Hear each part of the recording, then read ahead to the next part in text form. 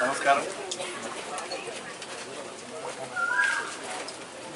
ఈరోజు పార్లమెంటు ఎన్నికల ఫలితాలు వెల్లడించిన తర్వాత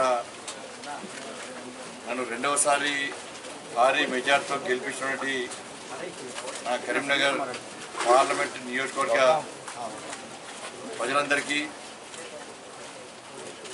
కష్టపడి పనిచేస్తున్నటువంటి కార్యకర్తలకు, నాయకులకు, సహకరించినటువంటి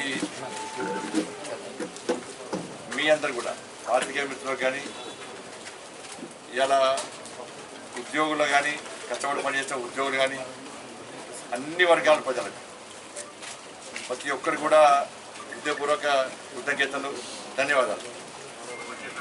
అంటే రెండవసారి మొదటిసారి భారీ మెజార్టీతో గెలిపించిన తర్వాత మళ్ళీ నమ్మకం, విశ్వాసంతో మోడీ గారిని ఎత్తి బస్సులో తిరిగి ప్రధానమంత్రి చేయాలని చెప్పి ఒక లక్ష్యంతో మా భారతీయ జనతా పార్టీ కార్యకర్తలు ఇంటింటికి ప్రచారం చేస్తున్న సందర్భంలో ప్రజలందరూ కూడా నరేంద్ర మోడీ గారిని ఎత్తి బస్సులో ప్రధానమంత్రి చేయాల్సిందే, ఈ దేశానికి నరేంద్ర మోడీ గారి అవసరం ఉంది, ఈ దేశం రక్షింపబడాలంటే, ఈ దేశం ఈ దేశం అభివృద్ధి చెందాలంటే, తెలంగాణ రాష్ట్రానికి నిధులు రావాలంటే, కరీంనగర్ పార్లమెంట్ ఇంకా అభివృద్ధి చెందాలంటే నరేంద్ర మోడీ గారు ప్రధానమంత్రి కావాల్సిందే, భారతీయ జనతా పార్టీ ఎన్డీఏ ప్రభుత్వం రావాల్సిందని చెప్పి ప్రజలందరూ కూడా మోడీ గారి మీద విశ్వాసాన్ని, నమ్మకంతో ఈరోజు నన్ను ఇంత భారీ మెజార్టీతో నన్ను గెలిపించడం చాలా సంతోషం.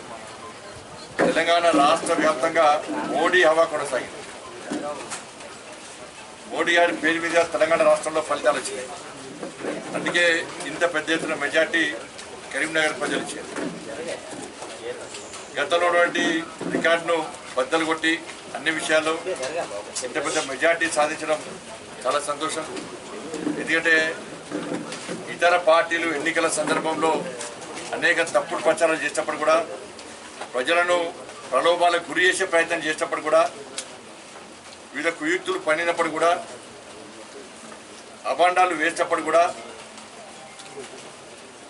ఇలా సంజయ్ మావోడు, మా స్థానికుడు, మాకు ఏ సమస్య వచ్చినా, ఏ కష్టం వచ్చినా ఒక రక్షణ కవచంగా ఉంటాడు. కాబట్టి మావోనికి మేము ఓటేస్తాం, కరీంనగర్ కన్నా బిడ్డ అని చెప్పి భావించి ఒక నమ్మకం, విశ్వాసంతో వాళ్ళ పెద్దలందరూ వాళ్ళ కన్న కొడుకుగా, మా అక్కలు చెల్లెందరూ కూడా వాళ్ళ సోదరునిగా, మా అన్నలందరూ కూడా వాళ్ళ తమ్మునిగా భావించి వాళ్ళ ఎవరికి వారు స్వచ్ఛందంగా ఓటింగ్లో పాల్గొని నరేంద్ర మోడీ గారి యొక్క పూర్తి మీద ఓటేసి నన్ను గెలిపించడం నిజంగా చాలా సంతోషం.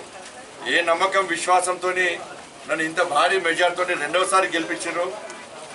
తప్పకుండా కరీంనగర్ పార్లమెంటు ప్రజలకు రుణపడి ఉంటారు.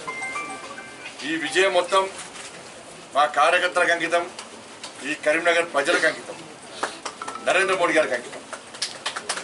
ప్రతి కార్యకర్త దాదాపు 3 నెలల పాటు 3 నెలల నుంచి ప్రజాహిత యాత్ర పేరుతో కానీ ప్రచార సందర్భంగా వాళ్ళన్ని పనులు వదిలిపెట్టుకొని పార్టీ గెలిపే లక్ష్యంగా, నరేంద్ర మోడీ గారిని ప్రధానమంత్రి చేయడమే లక్ష్యంగా కష్టపడి పనిచేటువంటి కార్యకర్తలు ఇలా భారతీయ జనతా పార్టీ కార్యకర్తలు.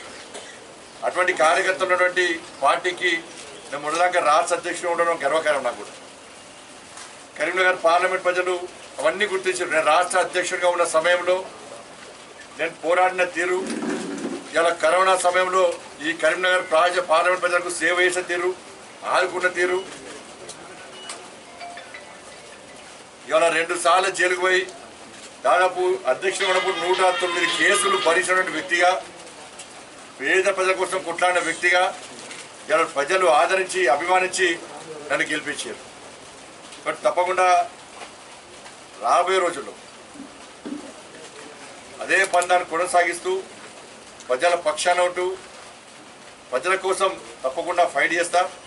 ఎందుకంటే శాసనసభ ఎన్నికల సమయంలో భారతీయ జనతా పార్టీ ప్రభుత్వం రావాల్సి ఉండే, బీఆర్ఎస్ పార్టీ మీద కోపంతో మన ప్రజలందరూ కూడా 6 గ్యారెంటీలు నమ్మి కాంగ్రెస్ పార్టీని నమ్మి కాంగ్రెస్ పార్టీకి ఓటేసారు.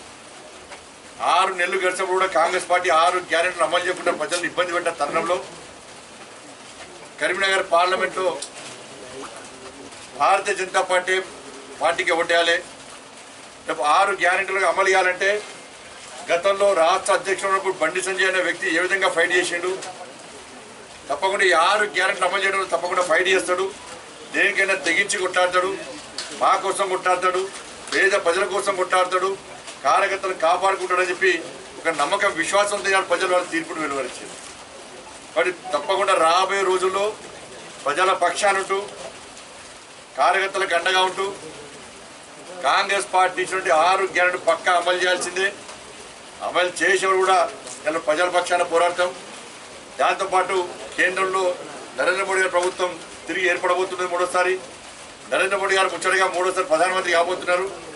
ఈ తెలంగాణ రాష్ట్రంతో పాటు కరీంనగర్ పార్లమెంట్ నియోజకవర్గానికి గతం కంటే ఇంకా మెరుగైన స్థాయిలో ఎక్కువ నిధులు తీసుకొచ్చి ఈ కరీంనగర్ పార్లమెంట్ నియోజకవర్గాన్ని ఇంకా అభివృద్ధి చేస్తామని చెప్పి ఈ సందర్భంగా తెలియజేస్తూ, ఇంత భారీ మెజార్టీతో రికార్డు బద్దలు కొట్టే విధంగా కరీంనగర్ పార్లమెంట్లో గతం కంటే రికార్డు బద్దలు కొట్టే విధంగా నన్ను ఆదరించి అభిమానించి ప్రోత్సహించినటువంటి కరీంనగర్ పార్లమెంట్ నియోజకవర్గ ప్రజలందరూ కూడా హృదయపూర్వక ధన్యవాదాలు. మా లక్ష్యం నెరవేరింది. ఎందుకంటే బండి సంజయ్కి ఓటేస్తే బండి సంజయ్ పోయి నరేంద్ర మోడీ గారిని ప్రధానమంత్రి చేయడానికి ఓటేస్తారని చెప్పి కరీంనగర్ పార్లమెంట్ నియోజకవర్గ ప్రజలు అయితే ఆశించారో తప్పకుండా ఆ ఆశయం నెరవేరబోతున్నది. ఆ లక్ష్యాన్ని చేరుకోబోతున్నాం. మరొకసారి అందరు కూడా మీ అందరు కూడా హృదయపూర్వక ధన్యవాదాలు. కరీంనగర్ అసెంబ్లీ ఎన్నికల్లో ఏం జరిగిందో మీకు నేను కుండబద్దలు కొట్టడం మాట్లాడతాను.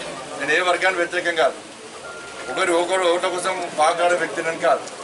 నాకు ఓటేసే వాళ్ళందరూ కూడా గౌరవిస్తా, నాకు ఓటైన వాళ్ళందరూ కూడా సన్మానిస్తా, వాళ్ళని కూడా నాకు ఏం అభ్యంతరం లేదు.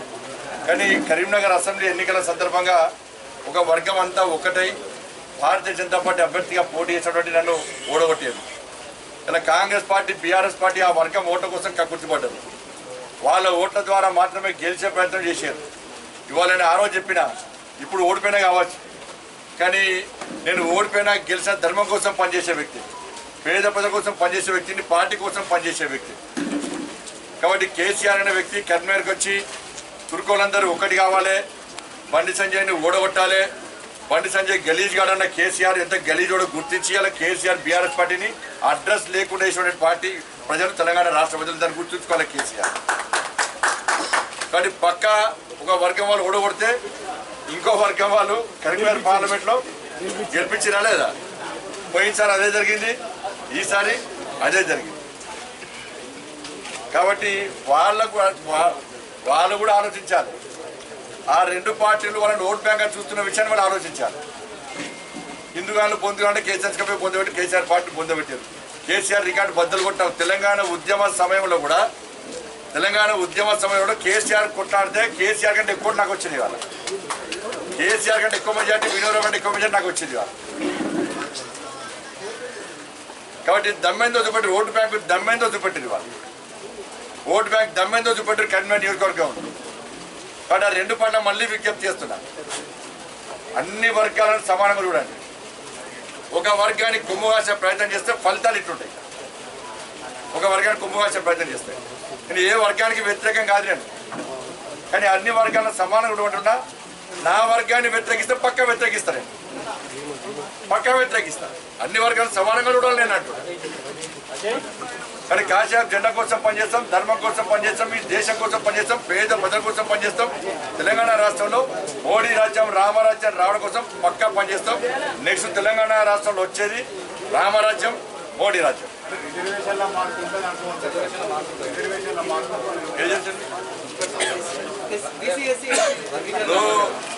తెలంగాణ రాష్ట్రంలో కాంగ్రెస్ పార్టీ గదే ప్రచారం చేసింది. రిజర్వేషన్లు తెస్తారు, రాజ్యాంగాన్ని మారుస్తారు. ఇలా ప్రజలు ఏం చేశారు?